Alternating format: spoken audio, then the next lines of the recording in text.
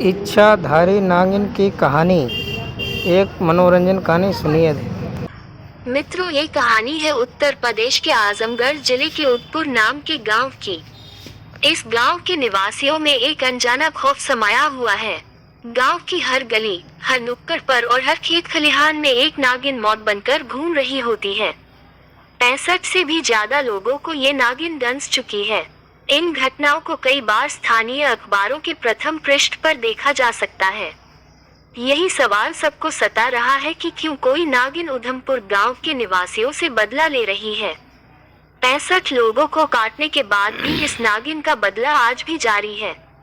यहाँ के स्थानीय लोग ऐसी कहानियां सुनाते हैं जिस पर यकीन करना बड़ा मुश्किल है। खौफजदा गांव वालों का मानना है मौत के इस सिलसिले की डोर जावेद नाम के शख्स की जिंदगी से बंधी हुई है।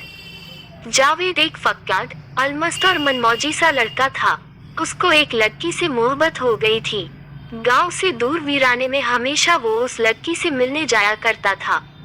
पूरे गांव में जावेद के किसी लड़की के प्यार में पड़ने की खबर फैल चुकी थी, लेकिन किसी ने भी उस लड़की को नहीं देखा था। अपनी ही धुन में रहने वाला जावेद सबके लिए चर्चा का विषय बन गया था। उस लड़की के लिए जावेद की दीवानगी की बातें हर जुबान पर थी। एक दिन गांव के बच्चों ने जावेद को अकेले में बात करते देखा। क्या सच में कोई मौजूद था या कोई लड़की उसके साथ थी? और अगर वो साथ थी तो बच्चे उस लड़की को क्यों नहीं देख पा रहे थे? रहस्य गहरा होता गया और सवालों की कतारें लंबी होती चली गई। लेकिन जावेद की प्रेमिका के बारे में किसी को कुछ पता नहीं था। इन सारी बातों के मद्देनजर जावेद के घर वालों ने एक नेक लड़की देख जावेद का निकाह कर दिया। जावेद को यह निकाह कबूल नहीं था, लेकिन घर वालों की जिद के आगे उसकी एक नहीं चली। जावेद ने घुटने टेक दिए और निकाह के लिए राजी हो गया। लेकिन इस खबर को वो अपनी मोहब्बत से कैसे छुपा सकता था? शादी की खबर सुनाने वो उस लड़की के पास पहुंच गया, और तब हुई एक ऐसी घटना जिसे देखकर जावेद की रूह कांप उठी। क्योंकि लड़की समझकर जिसे वो अब तक प्यार कर रहा था वो थी एक इच्छाधारी नागिन। कहते हैं रूप बदल जाए लेकिन फितरत कभी नहीं बदलती, और वो लड़की भी जावेद की शादी की बात सुनकर नागिन बनकर जावेद को डंस लिया। फिर शुरू हुआ नागिन के बदले का सिलसिला, और एक के बाद एक 65 लोग नागिन के विष का शिकार हुए। नागिन के खौफ से लोगों ने घर से बाहर कदम रखना बंद कर दिया। भय में डूबे गांव वालों के लिए नागिन का साथ देने एक नाग भी आ गया। गांव वालों का कहना है कि वो नाग जावेद ही था, क्योंकि अक्सर नाग और नागिन को जावेद के घर के पास देखा गया था।